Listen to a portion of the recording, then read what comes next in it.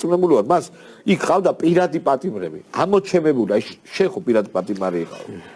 მეც და უამრავი აი ფულს გქონდა, უბრალოდ იყო აი ჩვეულებრივი. ხო,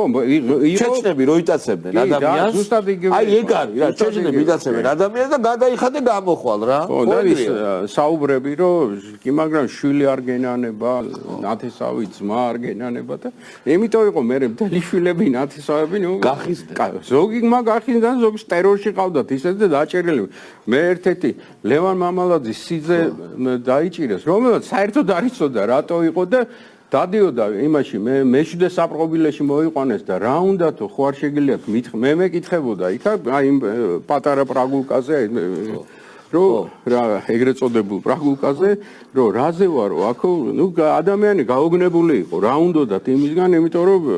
არაფერი შეხება არ ქონია არც საქმიანობასთან ლევანის და არაფერი მაგრამ ნუ აი რომ ლევანი დაესაჯათ იქ სადაც იყო და ხო ეგ იყო რა ვთქვა რომ როცა 14 წლის ბავშვს რო ქუჩაში ცემას დაუწყებენ იმიტომ რომ შვილია და აი ეს დღესაც რაც არის რომ ვიღაცებს მიუვარდებიან სახში ესე იყო სულხანის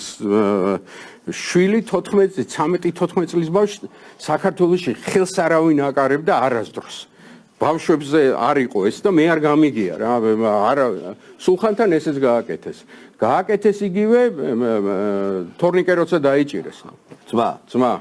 ხო და ნუ ესეთი უამრავი იყო რა ვიცი ეხლა ლევანი ვახსენე მამალაძეს სიძე ბიძა რა ვიცი ნუ იქ დაიხო საგვარეულოს მიადგენ მთლიანად რა ხო და ამ რეჟიმის შემოქმედის დამკაშები აი ამ ცივილურ მოპყრობას ეძახიან წამებას და ღირსების შემლახავს და ასე შემდეგ. ჩემი სიძე გოჩა ანთიძე რომელიც ესე იგი თბილისელი და ყველა იცნობდა და ესე იგი დაიჭირეს ყველანაირი საფუძვლის გარეშე რაღაცები მოუგონეს ყავდათ ციხეში ჩასმული სხვათა შორის ჯერ ყავდათ კაპეზეში არ უშვებდნენ იქედან საშინელ დღეში ჩააგდეს ციხეზე არ გადაყავდათ აი იზოლატორში ყავდათ რამდენიმე თვე იზოლატორში კარცერში ყავდათ განახევრდა კაცი იქა მერე გადაიყვანეს ციხეზე იქ იყო სხვათა შორის სულხანთანი და მოლაშვილთან და იმეს ბევრი რამე ვიცოდი მაგისგან უკვე როცა მომიყვა ეგ ამბავი სანამ ჩემ დას ბინა არ გააყიდინეს სანამ რაც კი გააჩნდა ერთი ბინა ქონდა გაყიდა ის ბინა ვითომ რაღაც გარიგებას აკეთებდნენ ეს საპროცესო შეთანხმება ამაშიც მოატყუეს ეს ამბავი და მერე ბოლო იჯდა და როცა გამოვიდა ეს კაცი გარდაიცვალა ისეთივე დიაგნოზით როგორითაც სულხან მოლაშვილი გარდაიცვალა ზუსტად ისეთივე დიაგნოზი ჰქონდა ხვიძლის სახსალამათიკა სიგარეტსაც არ ეწეოდა აი ესე გარდაიცვალა გოჩა ანთიძე პროკურატურის სისტემაში დღესაც მუშაობენ და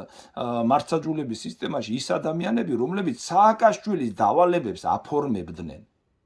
მე გვარებიც დავასახელი ის დავა აი ზონდერი